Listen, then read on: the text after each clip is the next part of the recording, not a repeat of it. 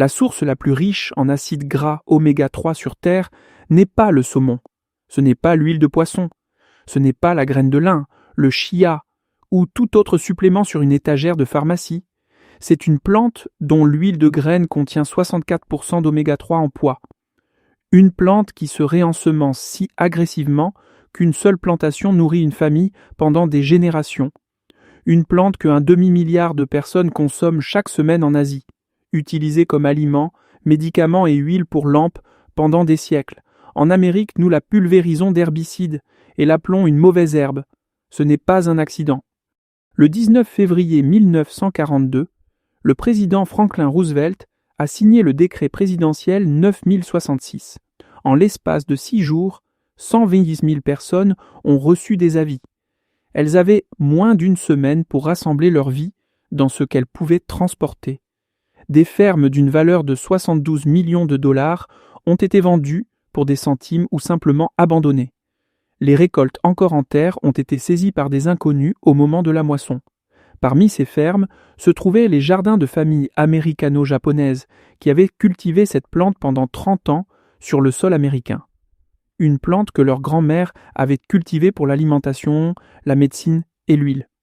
Lorsque les familles sont rentrées après la guerre, brisées et devant tout recommencer, elles ne l'ont pas replantée. Le marché avait disparu. Les acheteurs ne savaient pas ce que c'était. La connaissance avait été incarcérée avec les personnes qui la détenaient. Aujourd'hui, les Américains dépensent 7,68 milliards de dollars chaque année en suppléments d'oméga 3. La majeure partie de cet argent achète de l'huile de poisson. Pendant ce temps, cette plante pousse librement dans presque toutes les zones climatiques, ne demande rien en retour et surpasse tous les produits de cette industrie de plusieurs milliards de dollars. Nous ne la cultivons pas. Nous ne la mangeons pas. On nous a appris à la tuer. Les archives de cette plante s'ouvrent dans les montagnes du sud de la Chine, vers l'an 500 de notre ère. Un médecin nommé Tao Hongjing a compilé les registres supplémentaires de médecins renommés, la pharmacopée chinoise la plus complète de son époque. Parmi les herbes qu'il a documentées figure une plante appelée zizu ou rivière pourpre. Il l'a enregistrée comme traitement des affections respiratoires, notant qu'elle purifie le sang et calme l'estomac. Cette plante était cultivée à travers la Chine depuis au moins 400 ans avant qu'il n'écrive sa première ligne. Elle avait déjà traversé la mer vers le Japon au 8e siècle, ou pendant la période Edo de 1603 à 1868, les agriculteurs la cultivaient sur 90% de toutes les terres cultivées. Ils utilisaient les feuilles comme médicaments. Ils pressaient les graines pour en faire de l'huile, afin d'éclairer leur maison avant l'existence de l'électricité. Les vendeurs de poissons japonais glissaient ces feuilles sous le poisson cru, non pas comme décoration, mais parce que les composés antibactériens empêchaient la détérioration. Les chefs l'ont compris des siècles avant que la science ne le confirme. Au Japon, le mot pour cette plante est shiso, en Chine, zizu, en Corée, kaenip, en Inde, periya. 4 noms pour exactement la même plante. En 1991, des chercheurs de l'Institut national de nutrition en Inde ont analysé l'huile de graine de perilla. Les résultats ont été publiés discrètement dans une revue scientifique et presque nulle part ailleurs. La concentration d'acide alpha-linolénique était de 54 à 64%. C'est la plus forte concentration d'acide gras oméga 3 jamais enregistrée dans une espèce végétale. Plus élevée que la graine de lin, que l'industrie commercialise à des prix élevés. Plus élevé que le chia, plus élevé que n'importe quel produit à base d'huile de poisson, sur l'étagère de votre pharmacie.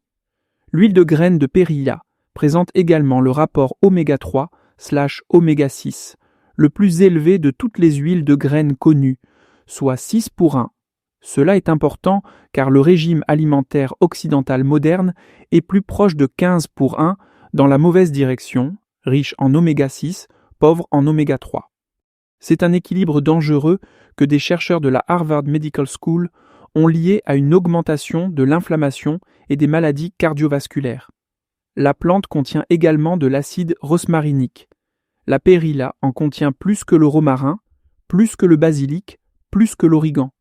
En 2004, un essai clinique publié dans les Annals of Allergy, Asthma and Immunology a montré des chercheurs japonais administrant un extrait de Perilla à des patients souffrant d'allergies saisonnières. Le groupe traité a signalé 50% de symptômes en moins, non pas grâce à un produit pharmaceutique, mais grâce à une plante. En 2017, des chercheurs coréens ont documenté que les oméga-3 de l'huile de Perilla traversaient la barrière hémato-encéphalique, protégeant les neurones du stress oxydatif. En 2024, une équipe étudiant la maladie de Parkinson a découvert que la Perilla pressée à froid augmentait le microbiote intestinal bénéfique via l'axe intestin-cerveau, l'une des frontières les plus prometteuses des neurosciences modernes. La plante faisait cela discrètement depuis un millénaire, pendant que la médecine occidentale cherchait ailleurs. Ces études provenaient de centres de recherche gouvernementaux asiatiques et d'hôpitaux médicaux. Elles étaient publiées dans des revues dont les principales bases de données occidentales sous-indexaient systématiquement les langues jusqu'au début des années 2000. Une archive ancienne de connaissances cliniques était effectivement invisible pour les médecins prescrivant des capsules d'huile de poisson chaque matin. Alors, qui a décidé quels nutriments méritaient d'être recherchés ? En 1971, une étude inuite au Groenland a montré que les populations consommant d'énormes quantités de graisse avaient des taux de maladies cardiovasculaires considérablement plus faibles. Les chercheurs ont identifié les oméga-3 comme le mécanisme protecteur. La consommation de poisson était l'explication, l'huile de poisson était la réponse. En 1980, une industrie est née. Aujourd'hui, l'huile de poisson représente 61% de la part de marché mondial des oméga-3. Le traitement, l'extraction, l'encapsulation, l'expédition en chaîne du froid, chaque étape crée une barrière à l'entrée. Chaque barrière protège une marge bénéficiaire. PubMed répertorie plus de 15 000 études sur l'huile de poisson et les oméga-3. Cherchez l'huile de Perilla et vous en trouverez 400. Non pas parce que l'huile de poisson fonctionne mieux, mais parce que l'huile de poisson a des financements. La Perilla ne peut pas être brevetée. Ses graines ne peuvent pas être rendues stériles. Son huile ne peut pas être extraite avec une technologie propriétaire qui génère des revenus de licence. Une famille peut presser des graines de Perilla avec un outil manuel acheté pour moins de $100 et produire l'approvisionnement annuel en huile d'oméga-3 en un seul après-midi. Cette arithmétique est la raison pour laquelle la recherche n'existe pas. Mais la suppression de la Perilla en Amérique ne concernait pas seulement le financement de la recherche, c'était plus direct. Dans les années 1930, les familles d'agriculteurs américano-japonais de la Central Valley en Californie étaient devenues discrètement la force agricole la plus productive de la côte ouest. Elles cultivaient 40% de la récolte commerciale de légumes de Californie. Par acre, leur ferme valait $279 contre une moyenne d'État de $37. Elles ont transformé des terres marginales en les fermes les plus productives d'Amérique. Parmi ces fermes se trouvaient des potagers où poussait la Perilla. Les graines étaient et conservées chaque automne. L'huile était pressée en hiver. Les feuilles étaient déconsommées fraîches tout l'été. C'était une pratique ancestrale maintenue discrètement dans un nouveau pays. Puis Pearl Harbor est arrivé. Quelques heures après l'attaque, Austin Hanson, secrétaire général de la Salinas Vegetable Grower Shipper Association, est monté dans un train pour Washington. Il faisait pression pour le retrait des agriculteurs américano-japonais depuis les années 1920. Il avait maintenant un public réceptif. Il a déclaré au Saturday Evening Post, en mai 1942, que la vraie question était de savoir si les agriculteurs blancs vivant sur la côte pacifique ou les Japonais. Des décennies de lobbying organisé des entreprises avaient enfin trouvé leur moment politique. Lorsque le décret exécutif 9066 a été signé, la War Relocation Authority a supervisé le transfert de 120 000 personnes vers des camps de concentration. À la fin de l'année, le secrétaire général de la Western Growers Protective Association a rapporté que le retrait avait entraîné des profits considérables pour les producteurs blancs.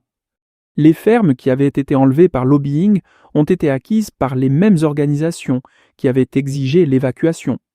En 1960, le nombre d'agriculteurs américano-japonais avait chuté à un quart de leur présence d'avant-guerre. Les connaissances qu'ils détenaient ne sont pas revenues avec eux. Reconstruire la pratique agricole d'une génération n'était pas possible. Beaucoup se sont installés en ville. Les jardins de Périlla ne sont pas revenus, mais la plante a continué à pousser. Elle s'est échappée de la culture et s'est répandue sur les bords de routes et dans les terrains perturbés à travers l'est des États-Unis. Elle apparaît maintenant dans les bulletins de vulgarisation agricole comme une mauvaise herbe invasive. Dans l'arrière-cour de l'Amérique, une ancienne tradition alimentaire et médicinale a été reclassée comme une nuisance. Les entreprises d'herbicides vendent désormais des produits spécifiquement formulés pour la tuer. Pourtant, un demi-milliard de personnes mangent encore de la périlla chaque semaine en Asie. Elles l'enroulent autour de la viande grillée. Elles la marinent dans l'ail et le soja. Elles pressent les graines pour en faire de l'huile. Elles n'ont pas oublié. Une portion de 100 grammes de feuilles de périlla fraîche fournit 3,9 grammes de protéines, plus que les épinards ou le chou frisé. Du calcium à 230 mg, du fer à 1,7 mg, de la vitamine A à 5520 unités internationales. Les graines sont la véritable infrastructure. Elles contiennent 35 à 45% d'huile en pois, dont 54 à 64% de cette huile est exactement l'acide gras oméga 3 que l'industrie des suppléments vous revend sous forme de capsules de gélatine pour 22 $ la bouteille. La plante pousse dans les zones USDA 2 à 11, couvrant pratiquement l'ensemble des États-Unis continentaux. Elle prospère dans les sols pauvres. Elle tolère la sécheresse. Elle s'autosème avec une férocité qui tient plus de la résilience que du jardinage. Une seule plante produit 1000 à 4000 graines. 85% de ces graines germent. Elles restent viables dans le sol pendant 5 ans ou plus. Des villages agricoles coréens ont documenté les mêmes parcelles de périlla poussant sur le même sol pendant 10 générations sans replantation. Une seule décision d'un ancêtre nourrit ses descendants pendant des siècles. Pour la cultiver maintenant, faites tremper les graines dans l'eau pendant 24 heures avant de planter. Semez-les en surface directement dans le sol ou dans n'importe quel récipient avec du terreau de base. Elles ont besoin de lumière pour germer, ne les enterrez donc pas. Les semis émergent en 7 à 21 jours. Après le premier mois, la plante s'adapte aux précipitations locales et ne nécessite presque plus d'attention.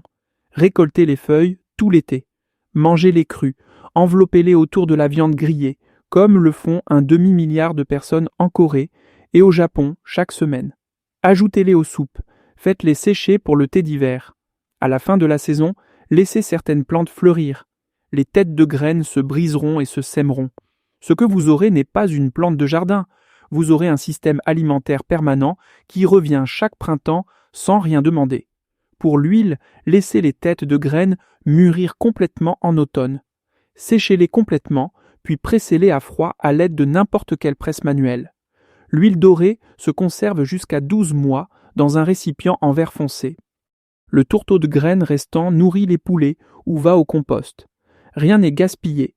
C'est l'approvisionnement en oméga 3 que l'industrie des suppléments a passé 50 ans à s'assurer que vous ne penseriez jamais à cultiver. Les familles américano-japonaises qui ont maintenu la périlla en vie en Californie ne l'ont pas perdue parce que la plante a échoué. Elles l'ont perdue parce qu'elles ont été chassées de leurs terres par un décret exécutif, dont l'existence a été encouragée par des intérêts corporatifs qui voulaient leurs fermes. Les associations corporatives ont obtenu les terres. L'Amérique a perdu les connaissances, mais elles n'ont pas pu incarcérer les graines. La plante s'est échappée dans les fossés des routes et s'est répandue dans 20 États attendant d'être reconnue. Elle a été reconnue par la moitié de la population mondiale pendant 1500 ans. Les connaissances ne sont pas perdues, elles poussent dans votre allée, elles sont dans chaque paquet de graines de shiso de n'importe quelle épicerie asiatique. Elles sont dans chaque communauté qui a conservé ce qui lui a été pris. Si cette histoire a changé votre façon de voir les mauvaises herbes dans votre jardin, veuillez vous abonner à notre chaîne et cliquer sur le bouton « J'aime ». Nous nous engageons à découvrir l'histoire et les trésors naturels qui ont été cachés. Aidez-nous à développer ces connaissances en partageant cette vidéo. Les prochaines archives des secrets de la nature s'ouvriront très bientôt.